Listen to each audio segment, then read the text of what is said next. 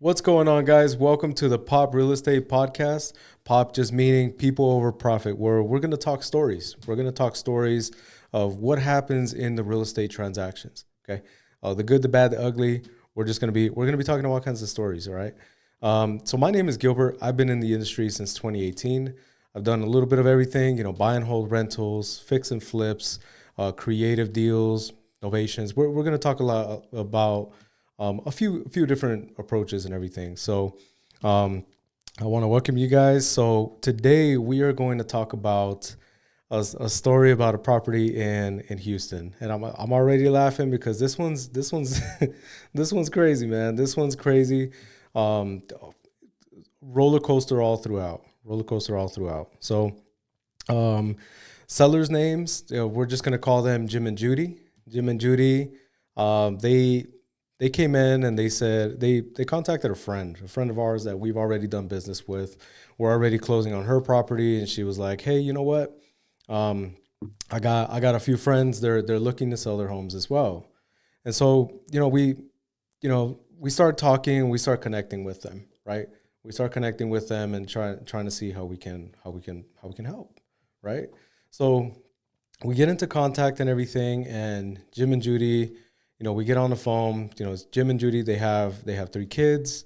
They live just on the outskirts of the Houston market. So we're like, okay, the Houston market or whatever. We're in that market already. So when you're in that process, right? Like, you're trying to figure out why are we talking today? So we're on the phone. We're trying to see how we can help. So it comes out that, hey, Gilbert, we need to sell because we've put an offer on a different home. We're set to close in about 45 days or so. Okay, so we need to close ours fast, right? So you need a cash buyer. You need someone to come in and close quick. So immediately they tell me that, and I'm like, damn, we got a timeline, right? We have a timeline. It's gonna, man, we're gonna have to perform pretty quick on this, right? You got 45 days or so, and they've already put an offer on the previous one. So that's what's going through my head during this conversation. So that gives us, usually with the transaction, you have four different pillars. You have the motivation, timeline, condition of the property, and the price, right? So right away we have the motivation, right? We have the motivation. They're saying, hey, I've got 45 days or so. That's the timeline. I've got 45 days or so to be able to finish this sale because I'm buying a new house, right? So okay, I'm taking notes as they're speaking and everything, and then um, we start talking about price. We start talking about price. Um, as I'm talking with them, I look on the computer and I'm running my comparables to see what this property is worth, right? So I'm seeing it's worth about like 425 or so. So for usually for a quick sale, we are around like 60% of whatever the property value is worth. So that comes in around like it comes in like but probably less than like 300,000 or so. Okay, so I have that in my mind as they're speaking. Condition, property looks great. Property looks great. They said it's in pretty good condition. Everything.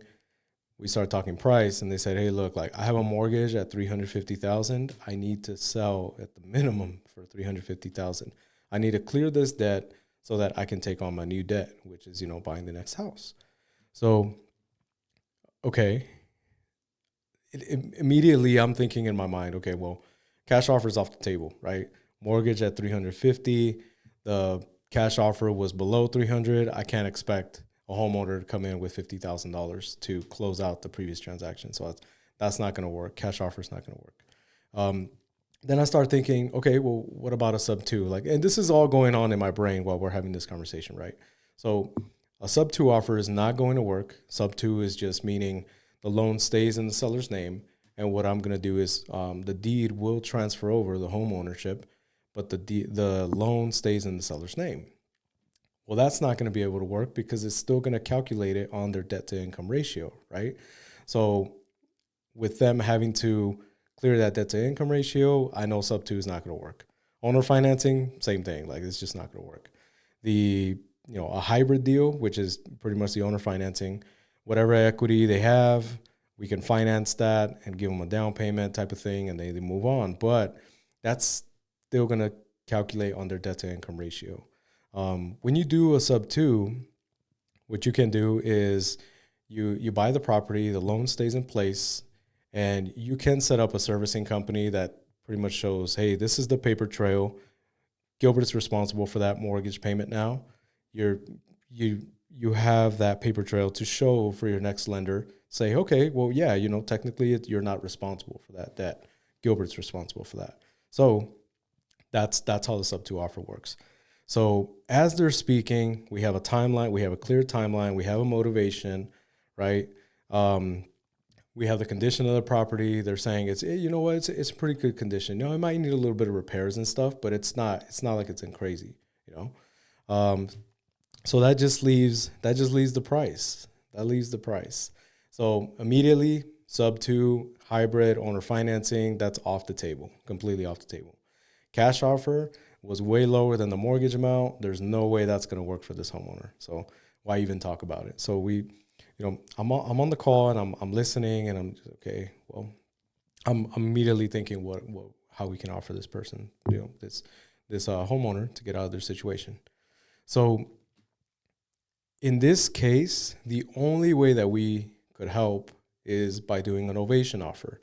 An ovation offer literally means like you list the property, or you get pictures, list the property on the market, you quote them a price, and then you list it so that it can go ahead and satisfy whatever price that we agreed to. So that was the offer. We offered them $350. Okay. Then we're going to go ahead and list it on the market. It's worth about $420. We listed around like $380, $390 or somewhere around there. We left a good amount of spread, and that was the overall offer. So they liked it. They said, hey, you know what? This is great. Here's the thing.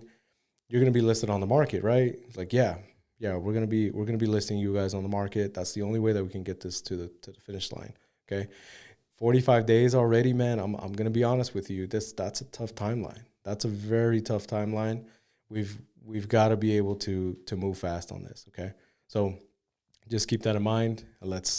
We can do it. Let's go ahead and get you listed. Start on this yesterday. We get listed on Tuesday. Around Thursday, we're getting a bunch of calls. We're getting a bunch of calls. And we're looking good. We're like, man, other agents are excited. That we got some buyers. Everyone's interested for the walkthrough that's going to happen on Saturday. We agreed to a time and a day, which was Saturday. And I call Jim and I say, hey, Jim, look, we're good to go, man. We have a few walkthroughs coming in for Saturday, and we're good to go. And then he's like, okay, great. I was like, all right, cool. So, we're confirmed. We're still good to go, 12 to 3. He's like, this Saturday? I was like, yeah, this Saturday. I mean, that's what we agreed to, right? I thought, that was cool. Oh, and just pure awkward, right? It was really awkward. It was like, oh, this Saturday? Like, yes, this Saturday, 12. Is there something going wrong? Am I missing something? What's going on? What's happening? No, we're good. Well, hey, I actually, I left the state.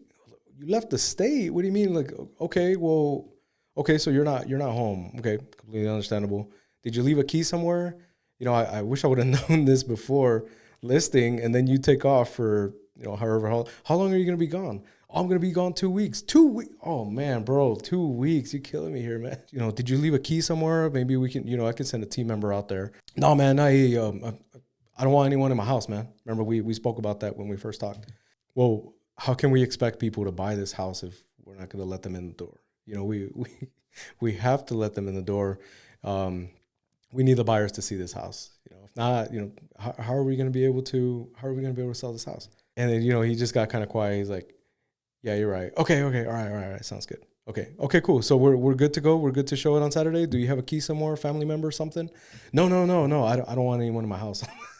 Okay. So then what are we going to do here? How are we going to solve this? Like, I'll be back in 2 weeks, man. I'll be back in 2 weeks, 2 weeks from now. And then we can show it that following Saturday. I'm like, freaking A. Okay.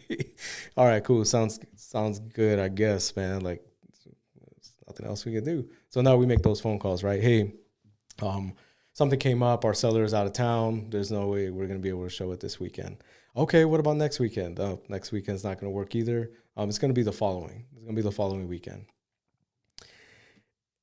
If you're in sales, you know that time kills all deals. Like the longer something sits, the less of a chance you're going to be able to get those hot and ready buyers, Usually within the first 7 days or within the first 4 days, honestly, you'll find out if you're going to sell the house the way you're supposed to or you're not. It's just going to come down to timeline. It looks at price and then condition, right? So, so we have a team meeting the next day. And looking back now, I probably should have said, hey, you know what? We should probably take the listing down, re-upload it, let's say, on Wednesday, the week he's coming back, to have showings on Saturday. We just decided, hey, you know what? Let's leave it up. Let's get those leads coming in. And then what we can do is we can just, add them to the follow-up process and we can get them scheduled for Saturday. So we went that route. That Wednesday comes along, the week that he came back. Hey, what's going on, Jim? How was the trip? Hey, the trip was great, man. The trip was great. Okay, cool. It's always important to, go have some away time type of thing. That's good to hear. Well, hey, I know we agreed to, having a walkthrough this Saturday when you came back. How are we looking? Like, are you're all situated and back? Yeah, we're good to go. Okay, sounds good. So we start the follow-up process. Some agents, their clients already found houses. They're not interested anymore, whatever. Oh, it's only been 2 weeks and, people are already like, hey, I'm not really interested anymore, whatever. So we do get a few walkthroughs and everything scheduled in. So Friday hits, Jim calls me. He's like, hey, you know what, Gilbert? I know we're going to have the walkthrough tomorrow. I don't want anyone in my house, man. I don't want anyone in my house. I'm like, dude, man, bro, you're just messing with me. I know you're messing with me, man. But look, we need to have buyers in this house, okay? We absolutely need to, because here's the thing, like when you're listed on the MLS and you're looking for a buyer, the type of buyer for a novation offer like yours is someone who's going to be on the market, someone who doesn't mind coming in and doing a little bit of work, but is going to live in the home. You know what I mean? You're not looking for an investor buyer. You're not looking for, you're not looking for an investor buyer. You're looking for a homeowner, someone who wants to live in the house, doesn't mind getting their feet wet a little bit, rolling up their sleeves and doing a little bit of work, So you need a conventional buyer, someone who has conventional financing, some type of FHA, rehab loan type of thing. There's a little bit of work that's needed at the house, but it's not terrible. So you're looking for that buyer. That buyer is very picky, man. They want to come in. They want to look at everything. They're going to want to look at everything compared to your investor buyer. The investor buyer, he might be like, hey, I don't need to look at it. I'll just buy it. I'll just buy it if it's priced right. And I could care less, man. There's dog poop inside. Hey, great. That sounds good to me. That means that Susie down the block didn't buy it, so I'm interested. I'll buy it, right? So I'm constantly having these conversations with Jim, and he's like, all right, sounds good. Yeah, we go ahead and schedule them. Okay, cool. So Saturday comes along. I asked one of my team members, hey, so obviously I'm out here in California. My team member, she's living in Houston. She goes out and she's like, hey, you know what? That sounds great. Let's go. I'll open up the doors and everything, and host the walkthroughs and everything. Okay, great. Sounds good. So it's around maybe 30 minutes to an hour into the walkthroughs and everything. And she calls me. She's like, hey, where did you have Jim and Judy go? And I was like, what do you mean? Yeah, where did you have Jim and Judy go? Like during this walkthrough? I was like, well, I mean, I just asked, for a few hours to have some space and let the buyers do their thing and, picture, where their stuff can be. It's obviously it's already set up, with like couches and all that stuff. So they can go in and imagine their home, right? And she's like, okay, yeah, that's great. But where did you have them go? I was like, I just asked them to, to just please step out, grab some pancakes down the street or something, like just go grab a bite, some coffee, whatever. You're like, okay, well, they're parked in front of the house across the street, literally at the neighbor's house. And they're just staring at people at the house, man. Like they're just looking at looking at the people walking in through the house. And I'm like, what? Why? Like, what's going on here? So I'm just like super confused. I'm like, okay, the guy literally does not want us in his house. What's going on with this house? Something's going on. Do you see anything funny? I asked her. She's like, no, doesn't look anything funny or weird or anything. I was like, okay. I don't, I don't know. I have no idea. So she went out there. Hey guys, can you guys let's go, grab some coffee or something. Let the buyers do their thing. Okay, great. So they left, and she called me back. Okay, yeah, they went out to go grab some coffee and stuff. They have a big old dog in the back seat, man. They have a big giant dog. So maybe that's why they don't want anyone in the house, because it's kind of hard to move around a big dog like that. Okay, yeah, it won't make sense. All right. So walkthrough's finished. We're good to go. We get offers, right? We get a few offers. One of them works. It's a cash deal. They're going to close in about, I think it was like 25 days or something like that. It's an actual homeowner, someone who wants to live in the house, just has the liquid funds to be able to close. Great. Fits exactly what we're trying to do. Okay. So we accept, we move forward, right? A few days later, inspections are going to be coming in. Inspector calls, hey, I tried getting in the house. I'm here at the property. Seller's not answering. What's going on here? I'm like, okay, let me check out. Let me see. Let me find out. So I call the seller, and the seller's like, hey, you know what, Gilbert, I don't want anyone in my house. I'm like, dude, bro, like, I understand, man, but you tell me, like, I'm trying to get you to your goal, to the finish line. Like, how important is this for you? Having those questions and those conversations of like, I can get you, I can bring the horse to the water, but I can't make it drink, right? Like, I can't force you to do this. So it's up to you, man. Like, do you want to finish this out, or, is this not important for you? No, it's important. Okay, great. So we need this inspection to go through. Okay. We're almost there, man. Inspection, final walkthrough, we're good. Okay, we're almost there. Okay, great. Sounds good. So I was like, I hang up and I'm like, I'm convinced this guy's messing with me, man. Like, what? I'm just so convinced that he's messing with me. And I'm like, okay, great. Sounds good. Inspection goes out. And of course, there's all kinds of issues going on with the house, like all kinds of stuff. And we have that conversation, right? Because the seller can't give any more credits. The buyer, of course, came back and said, hey, you know what? There's a leaky roof. There's some electrical issues going on. There's all kinds of stuff going on. There's holes in the walls out of a sudden. Like, I was like, holes in the walls? Like, I didn't see any pictures showing holes in the walls, man. This is crazy. What's going on here? So we're brainstorming, right? We're brainstorming with the buyer, and we're saying, hey, look, how can we get this done? Buyer's like, hey, I need some credits, man. I need some credits. I asked my agent, can you guys help out on your guys' side? Okay, yeah, let's do it. Let's just get it to the closing table, and let's just move forward. So we give the credits. We're good to go, and we're about almost 2 weeks in. Like, we're heading towards the closing table. Everything's good. Okay. Finally, we're around the closing table. We're at the final closing. We're reviewing documents. Everything's good to go. Okay. The buyer calls and says, hey, I want to go ahead and get a final walkthrough. Before I close the next day. Okay, yeah, that sounds good. Call the seller. Hey, we need a final walkthrough for us to be able to close. It's just final walkthrough. We're literally at the closing table. I know you don't want people in the house. I get it. I understand. Final one. Okay, just after this, no more. Okay. Well, look, Gilbert, I don't want people in my house. I understand that. I understand that, man. But just we're at the closing table, right? Like, just do this last one, and then after that, that's it. Like, you don't have to worry about this anymore. Okay, great. Yeah, sounds good. Send them tomorrow.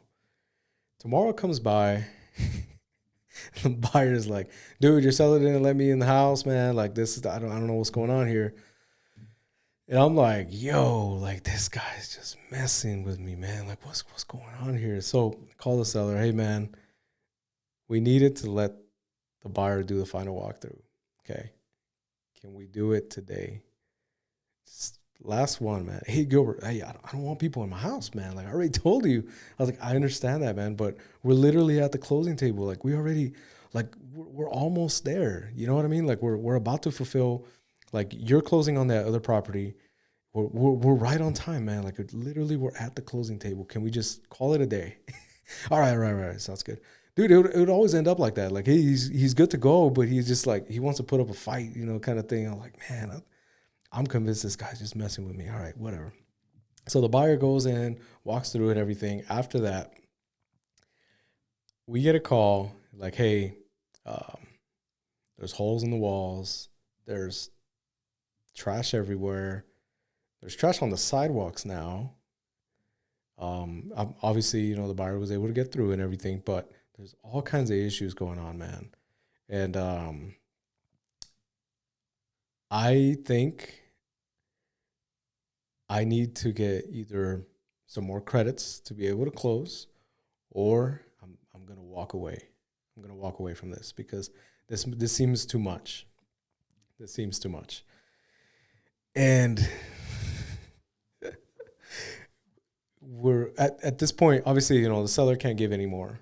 The seller can't give any more. So it's on us. It's on us to give away from our fee, from our commissions.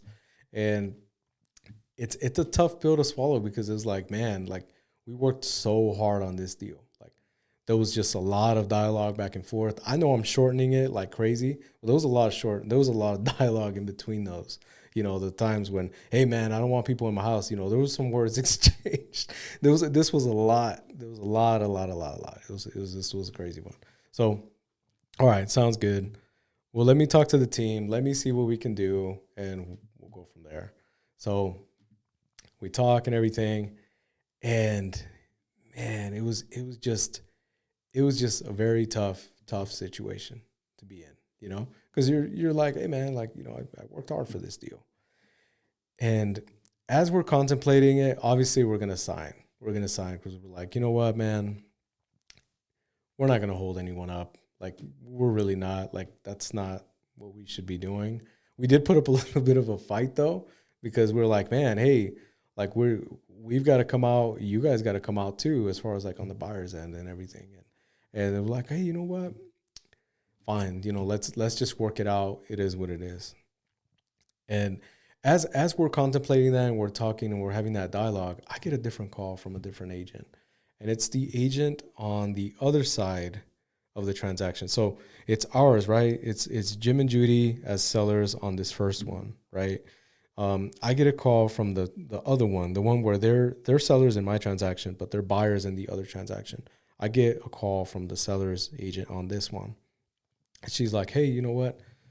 I understand you're going through some issues on your guys' transaction. I heard about it. We're going to figure it out, though. We're going to figure it out. She's like, well, look, like, I know, I heard what's going on. There's all kinds of issues and everything.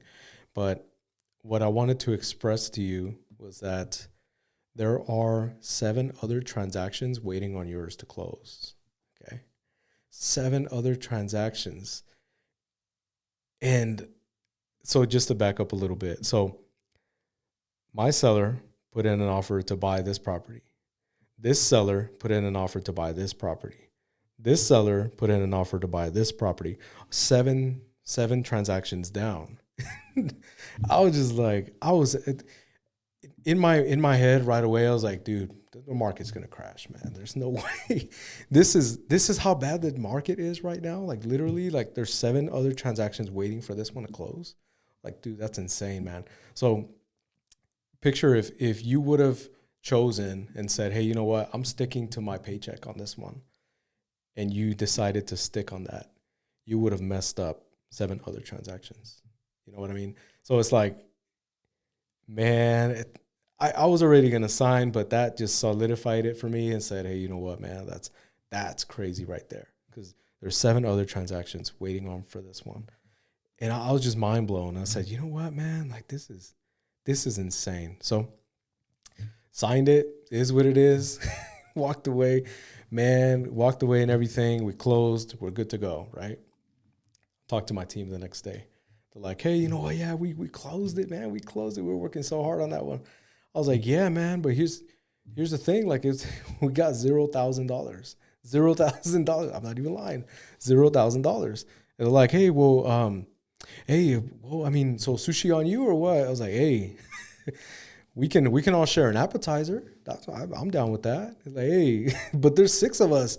Hey, make sure you eat before you get there. Make sure you eat before you get there. And if they charge for waters, you better bring a water bottle, man, because this is $0,000, and you got to pay bills with that. So this was like it was just bad. It was really bad. This was like a crazy transaction.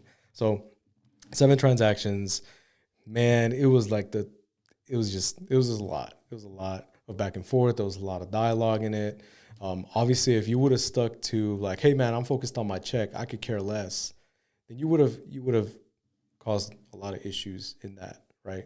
So just keep in mind, sometimes you're gonna have these days where you didn't make too much, but just keeping in mind that, hey, like your actions definitely definitely affect other people, you know. And you would think we closed it out and everything, and we're good to go. It doesn't stop there. It doesn't stop there. So I'm talking to my escrow agent. We're working on a few other deals in the area. And we're talking, and she's like, yeah, oh, okay, you're opening up escrow for that one. You're set to close. That's great. This is in the same area that you had that previous property, the one with 7 transactions and everything. I was like, dude, that was crazy, man. That was crazy. I could not believe that there were that many transactions waiting on that one to close. She's like, yeah, it's so crazy. They had farm animals up in that house. I was like, yeah, man, they had a horse, a donkey, had some chickens and a goat and everything. I was like, goat inside the house? And she's like, yeah. Okay, hold on. Like, how did I not know about that and you knew about that? Like, well, I mean, I'm an escrow agent, right? Like, I talk to the sellers a lot about, the documents and stuff. And, sometimes I just talk to people, and things end up coming out or whatever. I was like, that's so crazy, man. Okay, so there's, all right, sounds good. I guess, I mean, I had farm animals up in the house, and all right, sounds good. Click, I clicked on her and everything, and I'm sitting there and I'm thinking about like, dude, that makes sense, man. That's why he didn't want us in the house. He didn't want us in the house because he didn't want us to see the farm animals, man. Like, I don't know, man. I don't know. How did that conversation go, man? I think that was more I was more upset about, that I didn't really get to find out how that came across, you know. And man, I don't know if she was just scrolling on Instagram one day and just said, hey, I see this dude, he has this big old cow that just comes in, and he's trying to bake a cake. He's trying to bake a cake and everything, and this cow is just eating all the cake and everything. I don't know if they want to recreate that or what, but it just threw me off completely. So I guess they had farm animals up in the house. I don't know how it went for their next journey or their next house. I have no idea. Maybe I can call one day and just ask and see how that went. But overall, I think the overall story of this, right? Like, there was 7 other transactions waiting on this one. Okay. The approach was to get an ovation offer, that works. It's essentially just a higher cash offer, but you're looking for a homeowner, someone who wants to live in the house, a retail buyer on the market. So get them the novation offer, get them listed, find the buyer, and then, proceed to closing, do the negotiations of what comes with sales.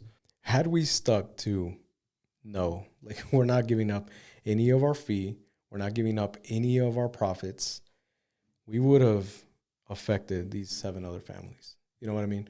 And it's like, it was a big eye opener for sure, because it's like how much of an impact this really has on people's lives. We have this seller, we have this buyer, that's one family, but then we have the title company, right? We have the title company and their families. Then we have the lenders and their families and their offices, and there's like their contractors, the inspectors. Like, this industry is just so huge. So it's like, you really got to focus on like, hey, you know what? There's people involved, and you're affecting everybody else around you. So just keep that in mind as you're going through your transactions and everything. So yeah, that's overall the story of Jim and Judy. There was a lot of challenges in that, and I think we handled it as best as we could. we're gonna come across more of these stories. So stay tuned. We're gonna be talking about other stories and everything. Thank you for hanging out with me here at Pop Real Estate Podcast. People over profits, man. We're just gonna keep focusing on that. I'm your host, Gilbert, and I hope you enjoyed that story. It's definitely a lot of laughs in there, and catch you on the next one.